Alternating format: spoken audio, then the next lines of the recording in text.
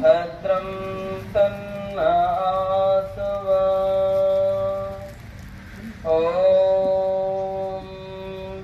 शान्तिः शान्तिः शान्तिः। ఉపస్థితులైన ఆచార్య లోకేష్ గారు, అదేవిధంగా శ్రీ మాన్యుల పెద్దలు కోదండపాణి గారు, ఈ సమస్త సమాజానికి సత్త ఈ కార్యక్రమాన్ని నిర్వహిస్తున్నటువంటి మాత పద్మావతమ్మ అమ్మగారు, ఉపస్థితులైన సమస్త కోరగుడి ఆర్య సమాజ సభ్యులు, చాలా సమాజాల నుండి చేసినటువంటి మాతృశక్తి ఆర్య బంధువులు, పిల్లలు, మనం ఇక్కడ ఈ ఆర్య సమాజాన్ని స్థాపించి 29 సంవత్సరాలను పూర్తి చేసుకున్నాం. 30వ సంవత్సరం ప్రారంభిస్తున్నాం. అంటే 29 వార్షికోత్సవాన్ని మనం ఉదయం అగ్నిహోత్రాన్ని, అదేవిధంగా ధ్వజారోహణ, ఇప్పుడే మన పెద్దల యొక్క ప్రవచనాన్ని కూడా మీరు వింటూ బంధువులారా, జీవితంలో ఎన్నో సాధించాలి, ఏదో రకమైనటువంటి ఉన్నతిని పొందాలి, సంపూర్ణ సుఖాన్ని మేము అనుభవించాలి అనే ఉద్దేశంతో ఎక్కడెక్కడి నుండో మనం ఇక్కడ ఏకత్రితులమయ్యాం. నిజానికి ఇన్ని సంవత్సరాల నుండి వార్షికోత్సవాన్ని జరుపుకుంటున్నాం. ఇక ముందు కూడా ఇంకా జరుపుకుంటూనే ఉంటాం. మనం ఏం సాధించాలనుకుంటున్నాం? అవునా కదా? మన జీవితంలో ఇప్పుడు వారి వయస్సే చెప్పారు, అలాంటి వాళ్ళు కూడా ఉన్నారు, తక్కువ వాళ్ళు ఉన్నారు, ఎక్కువ వాళ్ళు ఉన్నారు. అంత సమయం మన జీవితంలో గడిచిపోయింది. మనం సాధించింది ఏంటో మనకు తెలుసు. మరి ఇంకా ఏం సాధించాలి? అవునా కదా? ప్రతిదీ జరుపుకుంటూ వెళ్తున్నాం. మరి దానివల్ల కలిగే లాభం ఏంటి? లోకం అంటుంది, ఆర్య సమాజంలో ఉన్నట్టయితే వీళ్ళందరూ పెద్ద మనుషులే, ముసలి వాళ్ళే కనిపిస్తూ ఉంటారు, మరి యువకులు రారు, వారికి ఇక్కడ స్థానం లేదా, అయితే వారి కోసం ఇది కాదా అని. కొంతమంది వచ్చారు, ఇప్పుడే వాళ్ళు చెప్తున్నారు, ఇక్కడ నుండి జన్మజన్మాంతరాల యొక్క సంస్కారం ఆ వ్యక్తి పైన ఉండడం చేతనే మంచి వైపు ఆకర్షితులవుతారు. లేకపోతే మీరు ఇక్కడ డ్యాన్సులు పెట్టండి, పాటలు పెట్టండి, మీరు వద్దన్నా బయటికి కొడతారు. ఎందుకంటే అనవసరమైనది. చక్కగా ప్రవచనం చెప్తుంటే అందరికీ నిద్ర వస్తుంది. ఎందుకు వస్తుంది? ఇష్టం లేక కాదు, ఇష్టం లేక నిద్ర రాదు. అక్కడ ఏంటంటే మంచి ప్రశాంతమైనటువంటి మన యొక్క ఆధ్యాత్మికమైనటువంటి ప్రశాంతత కలుగుతుంది కాబట్టి నిద్ర. అదే పనికిరాని మ్యూజిక్లు పెడితే ఉన్న నిద్రకు అర్థమవుతుంది. మనం కోరుకునేది ఏంటి? పరమ శాంతి. శాంతికరణ మంత్రాలు ఇన్ని చదువుతాం, ఏం కోరుకుంటాం? అక్కడ ఏం శాంతి కావాలి? అన్ని రంగాల్లో శాంతిని కలిగించాలి. చివరికి ఆ మంత్రాల్లో ఒక దగ్గర ఏమొస్తుందంటే శాంతిరేవ శాంతి అంటారు. అంటే ఏం కావాలి? ఆ శాంతి కూడా కొన్ని సందర్భాల్లో అశాంతిని కలిగిస్తుంది. అటువంటి అశాంతి కూడా మాకొద్దు. ఎటువంటి శాంతి కావాలి? పూర్ణ ప్రశాంతతను పొందాలి. అటువంటి ప్రశాంతతను పొందడానికి ఇక్కడికి వచ్చాం, కానీ ఉన్న ప్రశాంతతను పోగొట్టుకోవడానికి కాదు. అవునా? ఇక మనం ఇలాంటి వార్షికోత్సవాలు కానీ, పండగలు కానీ, అనేక రకాల ఉత్సవాలు జరుపుకుంటూ పోతున్నాం. మరి వాటి నిజమైనటువంటి స్వరూపాన్ని ఎప్పుడైనా గమనిస్తున్నామా? అన్నిటినీ చెడగొడుతున్నాం, అన్నిటినీ నాశనం చేస్తున్నాం, ప్రతి దాంట్లో కల్పితాలు సృష్టించుకుంటున్నాం, నిజమైనటువంటి ఆ పర్వం యొక్క స్వరూపాన్ని మార్చేస్తున్నాం. మన పెద్దలు ఇప్పుడే ఈ సమాజాన్ని స్థాపించిన సుబ్బన్న గారు కానీ, ఉపదేశ శాస్త్రి గారు కానీ, వారి యొక్క గురువులు, మన పెద్దలు, ఇంకెవరైనా, మహర్షి దయానందుల వారైనా సరే ఏమని ఉద్దేశించారంటే, ఏదైతే ఎక్కడెక్కడైతే పాఖండము, అంధవిశ్వాసము, అనేక రకాల మూఢనమ్మకాలు మొదలైనవి ఉన్నాయో వాటన్నిటిని మనం తొలగించాలి, దూరం చేయాలి. కానీ మనం ఏం చేస్తున్నాం? ఇంకా కొత్తవి సృష్టిస్తున్నాం. ఉన్నవి ఎట్లాగో ఉన్నాయి, లేని వాటిని కూడా తెచ్చుకుంటున్నాం. మా తండ్రి గారు చాలా పెద్ద ఆర్య సమాజికులు అని చెప్పుకుంటారు, మా తాతగారు చాలా సిద్ధాంతాన్ని కట్టుబడి. మరి నీకేమైంది? నిన్ను ఎవరైనా అడ్డుకున్నారా? వారైతే లోకహితం కొరకే ప్రచారం చేస్తున్నారు, అందరికీ చెప్తూ ఉన్నారు. ఇంటి వాళ్ళకి చెప్పరా? చెప్తారు, కానీ ఇంటి వారు ఎందుకు వినరంటే ఈయన ఎప్పుడు ఇదే చెప్తూ ఉంటాడు అన్నట్టుగా వారి యొక్క మాటలు నచ్చవు.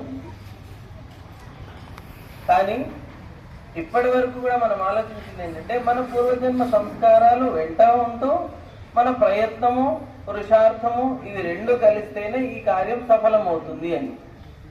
ఇంకా ఎవరెవరో అనేక రకాల మన మహాపురుషుల యొక్క గొప్పతనాన్ని మనం చెప్పుకుంటాం. స్వామి శ్రద్ధానందుడు కానీ, లేఖరాం గారు కానీ, పండిత గురుదత్త విద్యార్థి కానీ, ఇంకా ఎందరో మనకు తెలిసిన వాళ్ళందరూ కూడా ప్రారంభంలో ఉత్తముల కారు కదా. శ్రద్ధానందుడు అయితే ఆయనకు లేనటువంటి దుర్గుణం లేదు, ఇతనిలో ఈ చెడు అలవాటు లేదు అని మనం చెప్పలేం. అన్ని అలవాట్లు ఉన్నాయి. ఎప్పుడు మారిపోయాడు?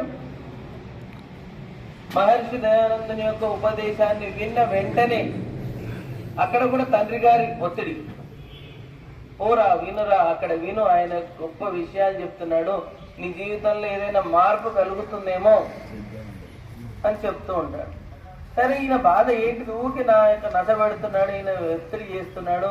ఎందుకంటే ఈ రోజు వ్యక్తులేమో తిట్టేస్తారు, కానీ ఆ సమయంలో ఉన్నటువంటి పెద్దలు మన వాళ్ళు వారిని ఎదిరించేవారు కాదు. కనీసం ఆ భయంతోనూ ఆ అశ్రద్ధ ఉన్నప్పటికీ కూడా వెళ్ళి వినడం. ఆ అశ్రద్ధ కాస్త ఏమైంది? శ్రద్ధగా మారిపోయింది. ఎలాంటి శ్రద్ధ అయిందంటే తన సర్వస్వాన్ని కేవలం లోకహితం కొరకే త్యాగం చేశాడు. ఎటువంటి హితం? ఏ కార్యాన్ని అయితే ఋషి దయానందుడు చేయలేకపోయాడు, ఏం చేయలేకపోయాడు? ఏ విద్యా విధానాన్ని అయితే కేవలం ఆయన ప్రవచనాల ద్వారానే లోకానికి అప్పగించాడు, కానీ ఆ విద్యా వ్యవస్థలో మార్పులు ఏవైతే బ్రిటిష్ వాళ్ళు తీసుకొచ్చారో దాన్ని మళ్ళీ మన పూర్వలో మళ్ళీ గురుకుల స్థాపన చేసి వాటిని ప్రారంభించాలి. శ్రీ దయానందుడు కూడా గురుకులాలను స్థాపించాడు, కానీ అవి నడవలేవు, ఆయన కాలంలోనే మూతపడ్డాయి.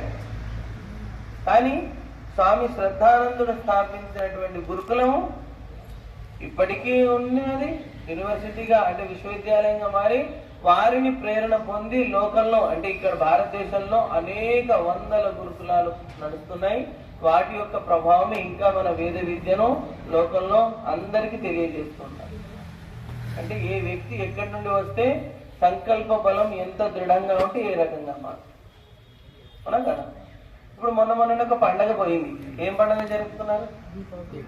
దీపావళి. ఆ తర్వాత ఏమొచ్చింది? కార్తీక పౌర్ణమి, దసరా కూడా ఉంది. ఈ పండగల్లో ఏమన్నా విశేషం ఉందా? ఏంటిది దాని యొక్క వైశిష్ట్యం? దసరా రాగానే కొత్త బట్టలు వేసుకోవాలి, అంతవరకు. ఇంకేమైనా ఉందా? లేదు. దీపావళి రాగానే టపాసులు కాల్చాలి. అవి కాల్చకపోతే నీవు వైదిక ధర్మం అంటే సనాతనివి కావంట, హిందువు కావు. అవే కదా చెప్పేది లోపల. నేను మంచి చెప్తాను, అవి కాల్చడం వల్ల వాయు కాలుష్యం అవుతుంది అంటే చెప్పేచ్చావాలి. అక్కడ బయట వాళ్ళకు కూడా చెప్పండి, వాళ్ళు కూడా ఇంకేవేవో చేస్తున్నారు, వాళ్ళని కూడా మార్చుకోండి అని. మంచిని ఎందుకు స్వీకరించరు? అది మన వ్యక్తి చెప్పని, బయట వ్యక్తి చెప్పని చెప్పేటటువంటి దాంట్లో ఇప్పుడే వారు అన్నారు ఏంటిది? సత్యం బ్రూయాత్ ప్రియం బ్రూయాత్ అని. సత్యం సాధారణంగా ప్రియంగా ఉండదు, అందుకే చెప్తారు మాటి మాటికి. అది ప్రియంగానే చెప్పాలి, ప్రియంగానే చెప్పాలి. మందు ఎప్పటికీ ఎలా ఉంటుంది? చేదుగానే ఉంటుంది. తీయటి మందు కావాలి, రోగాన్ని నయం చేసేది కావాలని చాలా అరుదు, వాటిని వెతికి మరీ తీసుకోవాలి. ఇది సత్యం కూడా అటువంటిది. సత్యము చెప్పాలి, అది కూడా ప్రేమగా చెప్పాలంటే అది అసాధ్యం. ఇక సాధ్యమైందంటే లోకమంతా కూడా. మరి ఆ విధంగా ఆ పండగలలో ఉన్నటువంటి పరమార్థాన్ని అంటే ఏదైతే నూతనంగా విజయోత్సవాన్ని జరుపుకోవాలో లోకమంతా కూడా ఎక్కడెక్కడైతే దుష్టశక్తులు అంటే దుర్మార్గులు ప్రబలిస్తూ అగ్నిహోత్రాదులను నాశనం చేస్తున్నారో వారిని సంహరించడానికి రాజులు ప్రారంభించేటటువంటి విజయయాత్రకు ప్రతీకగా విజయదశమిని జరుపుకుంటారో అది పోయింది. ఏం చేస్తున్నారో ఎవరికి తెలియదు. అదేవిధంగా దీపావళి పర్వదినాన ఇప్పుడు వచ్చేటటువంటి పంటలు ఏవైతే కొత్తగా వస్తున్నాయో, అంటే ఈ శరదృతువులో శారదీయ నవశిష్యేష్టి అంటాం, అంటే శరదృతువులో వచ్చేటటువంటి నూతన పంటలను ముందుగా ఎవరికి ఇవ్వాలి? ఏ ప్రకృతి ద్వారా తీసుకున్నామో ఆ ప్రకృతికి ముందుగా సమర్పించుకోవాలి. దానివల్ల అక్కడ ఉన్నటువంటి చెడు అంటే అనేక రకాల హానికారక కీటకాలన్నీ కూడా నశించిపోతాయి. అన్నాన్ని ఊరికి అగ్నిహోత్రంలో కాల్చడం వల్ల మూర్ఖులు, వీళ్ళకి తెలివి లేదు, దీన్ని కాల్చేస్తున్నారు అనే వాళ్ళు అనేకులు ఉన్నారు. కానీ దానిని అగ్నిలో వేయడం వలన ఎన్ని లాభాలు కలుగుతున్నాయో మన పెద్దలకు తెలుసు. వారు మనకు అందించినటువంటి విజ్ఞానం అది. పరమాన్నం వండి అందులో తీపి వేస్తారా? అటువంటి అన్నాన్ని కనుక మనం అగ్నిలో వేయడం చేత దానివల్ల ఎన్నో రోగకారక క్రిములు నశించిపోతాయి. వట్టి అన్నం వేయడం చేత కొంత లాభం అయితే, ఇంకా విశేషంగా నిర్మాణం చేసినటువంటి అన్నాన్ని వేయడం చేత ఎన్నో లాభాలు. ఎక్కడ కూడా చూడండి, మీరు సంస్కారాల్లో కానీ కొన్ని విశేష అగ్నిహోత్రాల్లో కానీ శ్రీ దయానంద సమయంలో ఆయన ఉన్నటువంటి సందర్భంలో అంతటా అన్నము పరమాన్నమే రాశాడు. ఇంకెక్కడ ఇంకే వేరే సామగ్రి మొదలైనవి వివరణ లేదు. ఉంటే చెప్పండి ఎక్కడైనా. ఎందుకు ఏమన్నారు? యజుర్వేదంలో మీకు అందరికి కొన్ని సూక్తాలు తెలిసే. అక్కడ ఏం చేస్తారు? నమ్మకం శమకాలలో కూడా యజ్ఞైన కల్పంతాం అని చివరికి చదువుతుంటారు. అవన్నీ దేని కొరకంటే ఇవి యజ్ఞం ద్వారా ఉత్పన్నమయ్యాయి, ఇవి కేవలం మళ్ళీ యజ్ఞం కొరకే. మనమంతా ఎవరం చెప్పండి? ఆర్యులమని చెప్పారు ఇప్పటి వరకు. ఈ ఆర్యులు ఎటువంటి వారంటే యజ్ఞపతులు అంట. యజ్ఞపతులు ఎలా అవుతారు? చేస్తే. కానీ ఎవరో చేస్తే పొద్దున అడిగినట్టుగా అమ్మగారి కొబ్బరికలు తెచ్చేయండి, మేము వేసేస్తాం, పుణ్యం మాకు కలుగుతుంది అంటే ఎవరికి వస్తుంది ఆ పుణ్యం? అమ్మగారికి వస్తుంది. ఎలాంటి పుణ్యం కావాలి? నేను నా వెంబట నేను తెచ్చుకున్నది ఇది నాకే వస్తుంది. ఏర్పాటు చేసింది అది ఆమె యొక్క అదృష్టం. మీరందరూ ఇక్కడికి వచ్చి ఆ కార్యంలో పాల్పంచుకుంటున్నారంటే దానివల్ల కలిగే లాభం మీకు కూడా కలుగుతుంది. కానీ దాంట్లో వేసే పదార్థం కూడా నాది కాదు, ఆమెదే కావాలంటే అది ఎట్లా కలుగుతుంది? అది కాదు. మనము మన వంతు సహాయం. అందుకే చెప్తారు చూడండి, యజ్ఞంలో ఎప్పుడు వెళ్ళినా వాటి చేతులతో వెళ్ళకూడదు అని. ఎందుకు వెళ్ళకూడదు? అది ఎవరు చేసినా దాని పుణ్యం అందరికీ లభిస్తుంది. కానీ నేను చేసేటటువంటి కార్యం శ్రేష్టతమం అన్నారు. దీనికంటే మించింది లోకంలో ఇంకొకటి లేనే లేదు. అటువంటి శ్రేష్టతమ కార్యాన్ని మనం చెయ్యాలంటే మన వంతు సహాయం కొంచెమైనా కావాలి. ఊరికే వెళ్ళి దాన్ని దర్శించడం చూడడం కాదు. అదేమవుతుంది? స్వార్థ లాభం అవుతుంది, లోభం అవుతుంది. అవునా కదా? ఇతరుల యొక్క ధనాన్ని హరించిన వాళ్ళం అవుతాం. అవునా కదా? అదొక ధనమే, అదొక పుణ్యమే, అదొక ఉత్తమమైనటువంటి ధర్మయుక్త కార్యం. దానిని ఎవరో ఆచరిస్తే దాని యొక్క లాభాన్ని మనం పొందడానికి అక్కడికి వెళ్ళిపోతున్నాం. అవునా? మరి మనము దాని లాభాన్ని పంచుకోవాలి అంటే మన వెంట ఏదైనా వస్తువుని తీసుకెళ్ళాలి. కేవలం అగ్నిహోత్రం అంటే అగ్నికే సంబంధించింది కాదు. ఈ అగ్నిహోత్రాన్ని నిర్వహించడానికి ఇంత పెద్ద ఏర్పాట్లు చేశారు. దీనికి సహకరించే అన్ని వస్తువులు, అన్ని వనరులు, అన్ని రకాల ధన సహాయం మరియు శక్తి సామర్థ్యాలు, బలయుక్తులు కూడా ఇవన్నీ కూడా దానికి సంబంధించినవే. అంటే ఆ కార్యాన్ని సఫలం చేయడానికి తోడ్పడుతున్నవే. మీరందరూ కొందరు 2-3 రోజుల ముందు నుండి వచ్చారు. ఎందుకు వచ్చారు? ఈ కార్యం సఫలం కావాలి, అది ఒక యజ్ఞం. అర్థమైనా? లోకంలో ఉత్తమ కార్యం, శ్రేష్టతమైనటువంటిది, దీనికంటే మించిన కార్యం లేదు అంటే అది ఉపకార కార్యం. అటువంటి కార్యాలన్నీ కూడా యజ్ఞతుల్యమైనటువంటి.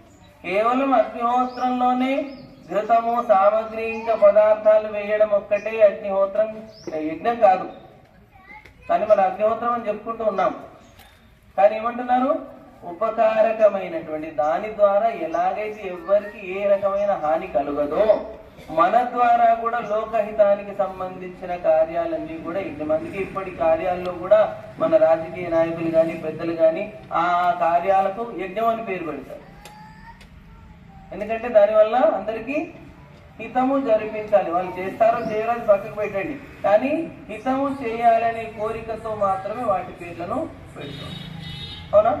అటువంటి లోకల్లో అంటే వర్షాకాలంలో వచ్చేటటువంటి అనేక రకాల రోగకారక శక్తుల నుండి కాపాడుకోవడానికి చేసేటటువంటి ఆ మహోన్నత యజ్ఞాన్ని, ఆ పర్వాన్ని ఏం చేశారు? పూర్తిగా నాశనం చేసి ఇంకా అనేక రకాల కాలుష్యాలను తెచ్చారు. ఇప్పుడు చూడండి, ఉత్తర భారతంలో గాలి పీల్చుకోవడానికి వాళ్ళకు గాలి లేదు. ఎక్కడికి వెళ్ళాలి?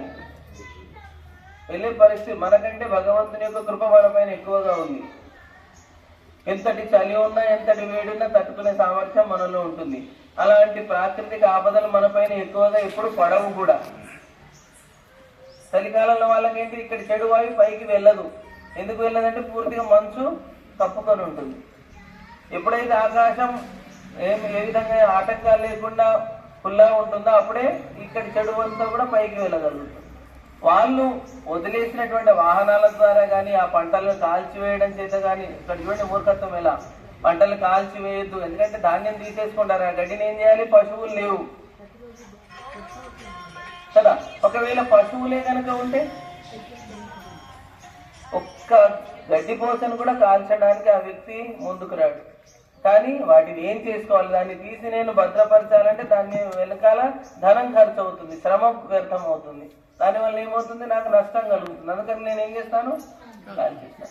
ఆ కాల్చేయడం చేత ఆ పొగంతా ఎక్కడికి వెళ్తుంది? ఆకాశంలో వెళ్ళలేకపోతుంది. ఎందుకంటే పైన అంతా కూడా మంచు ఆవరించి ఉంది. ఈ చలికాలంలో ఆవరించి ఉంటుంది, మిగతా కాలంలో అలా ఉండదు. అలా మన నష్టాన్ని మనం పొందించుకుంటాం. వీగా దాంట్లో మళ్ళీ ఈ టపాసులు కాల్చిన వీటి పొగ ఇంకెక్కువ. ఏమంటుంది అన్నట్టు, ఒకవేళ ఇవి కాలుస్తానంట అనేక రకాల చెడు నష్టమైపోతాయి. ఇవి క్రిమికీటకాలు కానీ ఇంకేమైనా నశించిపోతాయి. వాటితో పాటు కూడా మనం కూడా నష్టమైపోతామని తెలియదు. ఎంతమందికి దగ్గు, దమ్ము, రకరకాల ఉబ్బస వ్యాధులు మొదలైనవి వస్తూ ఉంటాయి. ఈ కాలంలో ఇంకెక్కువ. మొన్న శరత్ పూర్ణిమ నాడు విశేషంగా మన సామాజికులు అనేక రకాల సందర్భాల్లో పాయసాన్ని వంటి వెన్నెల్లో పెట్టి దాన్ని ఈ ఉబ్బస వ్యాధికి కానీ, దగ్గుకు కానీ, దమ్ముకు కానీ ఆ రోగాలు నయం చేసే సామర్థ్యం దాంట్లో ఉంటుందని మరీ చేసి వండి పెట్టారు. ఈ కాలంలోనే ఎందుకు పెడతారు అంటే ఇప్పుడే దాని యొక్క రోగం యొక్క ప్రభావం పెంచేటటువంటి వాతావరణం ఏర్పడుతుంది. మరి దాన్ని నశింపజేయాలంటే కూడా ఔషధం కూడా ఈ సమయాల్లోనే తీసుకోవాలి అని. నేనేం చేశారు? మొన్న కార్తీక పౌర్ణమి రోజు ఏం చేస్తారు అందరూ? చంద్రుడికి చూపిస్తారు, ఇంకా వన భోజనాలు, ఇంకా దీపాలు, పటాకులు దీనికి కూడా కలుస్తామండి. ఎందుకంటే పోయిన రోగం ఇంకా అంటుకొని ఉంటుంది కదా. దీపావళికి అంటిన రోగము ఇప్పటిదాకా కూడా రావాలి. ఇంకా మిగిలితే ఇంకేదైనా దగ్గరలో పండుగ ఉంటే దానికి కూడా వస్తుంది, కానీ దగ్గరలో ఉండవు ఇప్పుడు పండుగలు. ఎప్పుడు ఉంటాయి? మళ్ళీ జనవరిలో మకర సంక్రాంతి. అప్పటి వరకు చాలా సమయం అయిపోతుంది. అప్పుడు ఇక కాల్చే సామర్థ్యం ఉండదు. అయితే వినండి, ఇక్కడ కూడా ఆ పండగ సమయంలో కూడా ఏం చేస్తారు? సాధారణంగా అందరూ వివాహాలు చేస్తున్నారు, పెళ్లి చేస్తున్నారు. దేనికి పెళ్లి చేస్తున్నారు? దేవుళ్ళే కాదు, చెప్పాలి మీరే.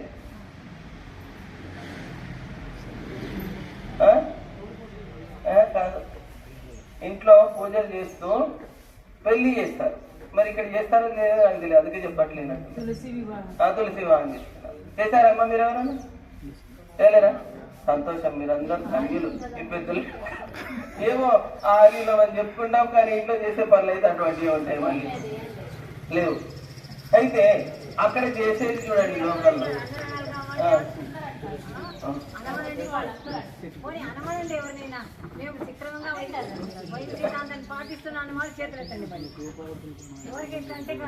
వీళ్ళందరికీ మనం చప్పట్లు కొట్టాలండి గట్టిగా.